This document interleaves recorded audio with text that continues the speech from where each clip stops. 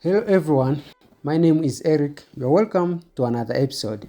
I know it have been a while, but today I have very exciting news for livestock farmers. I know it is a dream for every farmer to have very good health goat farm like this one. Also, it's a desire for many farmers to have also either sheep farms like this one or beef farm like this one. And this is not limited to also dairy farms like this one, which is flourishing every day. I know most of livestock keeper, they have desire to have pig farm, maybe like this one. But there is only one challenge. June to July can be challenging month for smallholder farmers. Drought often leaves the barren land and lack of grazing. This can be devastating for livestock. So we need to find a common solution that we can help farm to cope with these changes. One of effective method is to adapt traditional practice like this one. You see this land, you reserve this land for a certain period of time, especially during the rain season. And this land can be used to feed or graze animal during the drought season. And by utilizing this method, farmers can reduce the stress and shock to their animal that caused by the climate change. Natural-based solutions like traditional grazing area and a growing resilient fodder crop are crucial. So guys, how we can adapt method that we can help you to adapt this one. First is by starting preparing your fodder today. If you start preparing your fodder today, it can help you to mitigate with this challenge many farmers are facing so that you can have sustainable farming. The strategy method is growing this juncal grass. You can see this cutting. This cutting is called juncal grass. And this, what makes this juncal grass unique? Yes, this juncal grass is made of 80 hybrids of grasses. So it's a combination of 8 grasses that they are combined in one species, that is juncal, that it can help you to cope with this effect of climate change. So you can plow your farm and grow your juncal grass just like this by using the cutting that is already propagated, and then you can take advantage with this rain, especially during the rain season.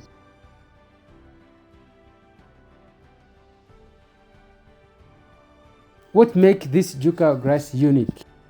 This juncal grass, they are dry resistant crop. I know this juncal grass, it is mostly commonly used as a substrate for mushroom production. Any farmer who are growing mushroom, they understand this. They grow this one because juncal grass, this one, they grow very fast. Just 1.5 months, you can see the size of juncal grass. And also, juncal grass, they are resistant to diseases and pests.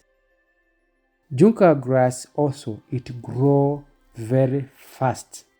So from the time you grow, it can take 3 to 4 months and start harvesting your juncal grass for feeding your animal.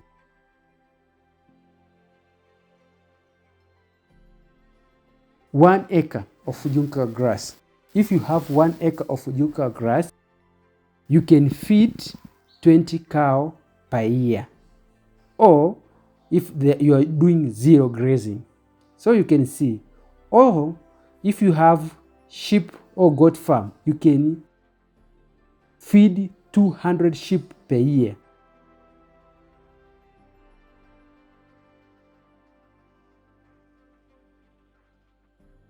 Junca grass, if you have dairy farm, it can increase the milk by 40%. You know why?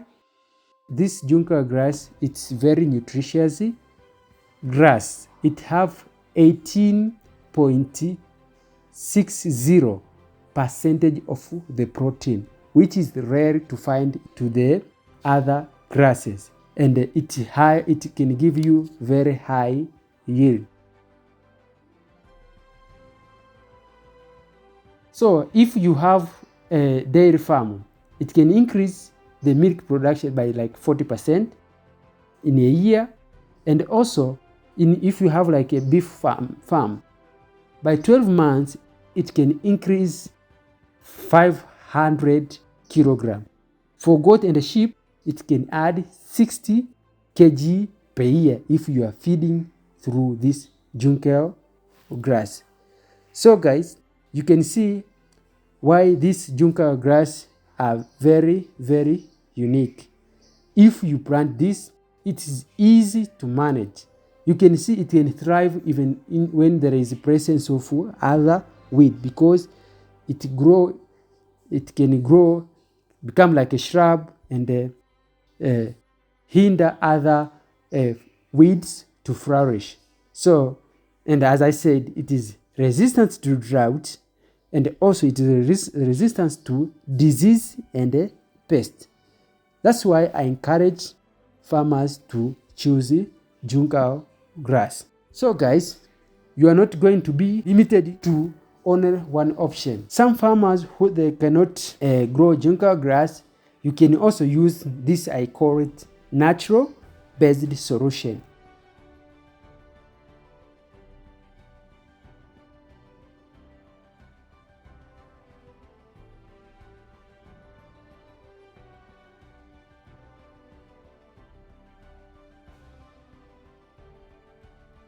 What are natural based solution?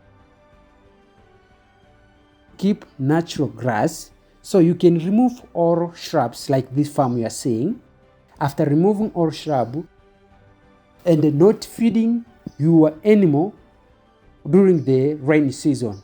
So if your farm is prepared and all shrub are gone, you can use machine to prepare your fodder. So you can use this kind of grass, you can cut like this, so you can prepare your silage. Or you can prepare your hay using this kind of grass. So you can see these grass are not artificial. So these grass are natural. So what work was done is just removing shrubs, easy for machine to operate, and prohibits the animal feeding the animal or grazing the animal during the rainy season. So if this rainy season, this grass they can restore very quickly. Like after you cut this grass, after a month, if there is rain, they can regenerate quickly. So you can have your stock so that you can keep a silage, and that silage can help you to feed the cow. Or you can prepare your hay. Another way is using crop. So you can grow a crop like maize. So after you grow your maize, you can take advantage of harvesting the cobs. Once you harvest your cobs, all these plants remain. They are good source for your feeding your animal. So you can take advantage of cutting this maize straw and prepare it and chop it with machine and prepare it as a hay. So this is the machine for making hay. Hay is like dry grass or crop straws. So you can see you can use machine, this hay making, this baler make, it can be hooked with a tractor, and then you can use to gather, correct all this, the crop straw. It can be maize, it can be rice.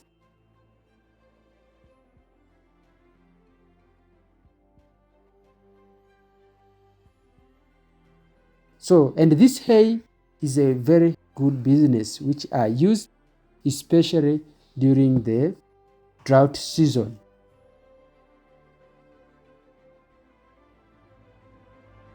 So you can aim to have this baler. So you have your own baler and making hay, and once you make hay you can stock and wait for dry period where most of farmers they are not preparing, and you can sell this and it can be your another source of income.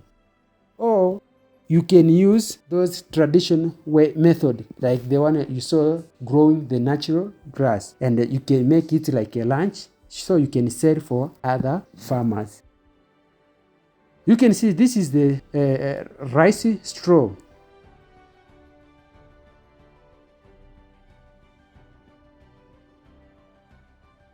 Which can be used to feed the cow, and this crop straw can be mixed with the molasses. You know, those molasses from the sugar company, you can buy that, and when you mix with this one, it's a very good feed for your animals.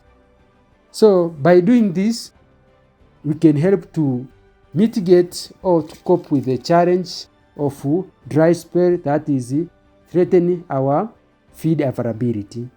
And also it can help the animals struggle to meet with the nutrient requirement, and also it can help livestock health and productivity.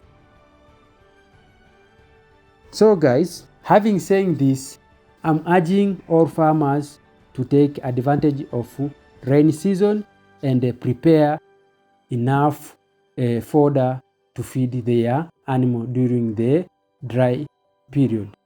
So guys, let's work together to create more sustainable future for our farms and our animals. Thank you so much.